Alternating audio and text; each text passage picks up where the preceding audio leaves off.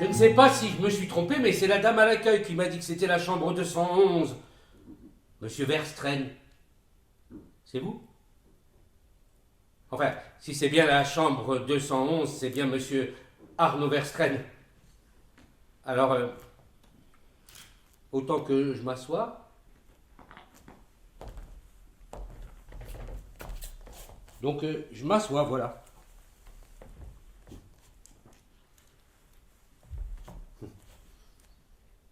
Vous ne me connaissez pas, enfin, je crois que vous ne me connaissez pas. Je suis votre voisin.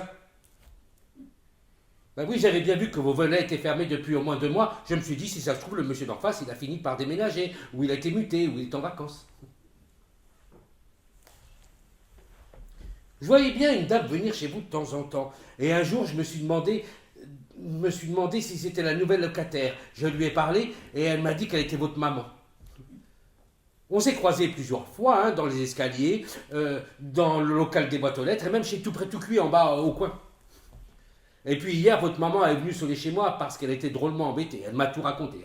Que vous étiez là depuis un sacré bout de temps et qu'elle devait partir aux Canaries. Et que si ça ne me dérangeait pas, enfin si je pouvais, si ça ne posait pas de problème avec mon emploi du temps, si ça ne me dérangeait pas, si je pouvais dans un premier temps arroser vos plantes, vous tenir un petit peu compagnie et vous apporter votre courrier.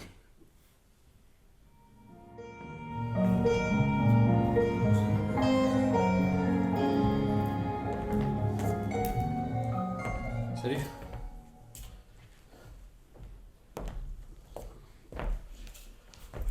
J'étais chez toi l'autre soir, tranquille.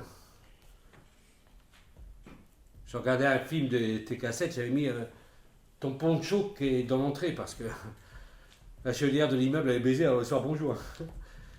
Alors j'étais tranquille avec le poncho et puis voilà que ça sonne. Alors, je dis qu'est-ce que je fais? Je suis pas chez moi.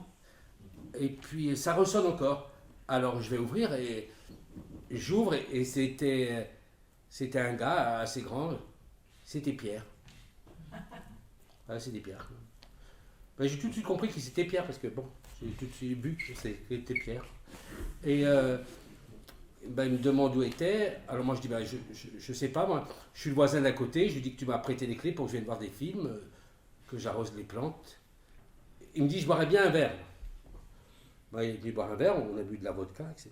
Et à ce moment il me dit tiens j'irais bien aussi boire un verre dehors. Déjà on était un petit peu. Alors on était boire un verre dehors, quoi, puis on est entré vers 3-4 heures du mat, quoi, et puis je lui ai dit, je vous laisse ici parce que c'est pas chez moi ici, Il a très bien compris, frère, il a très bien compris que c'était pas chez moi ici, que j'habitais à côté. C'est bizarre, enfin, il a compris ça tout de suite, il n'y a pas beaucoup de gars qui auraient compris ça tout de suite, enfin, il a compris ça tout de suite, que j'habitais à côté.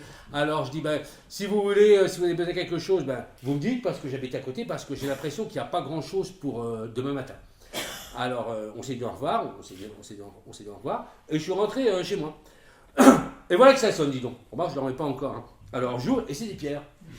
Il me dit, effectivement, pour demain matin, j'ai pas de thé.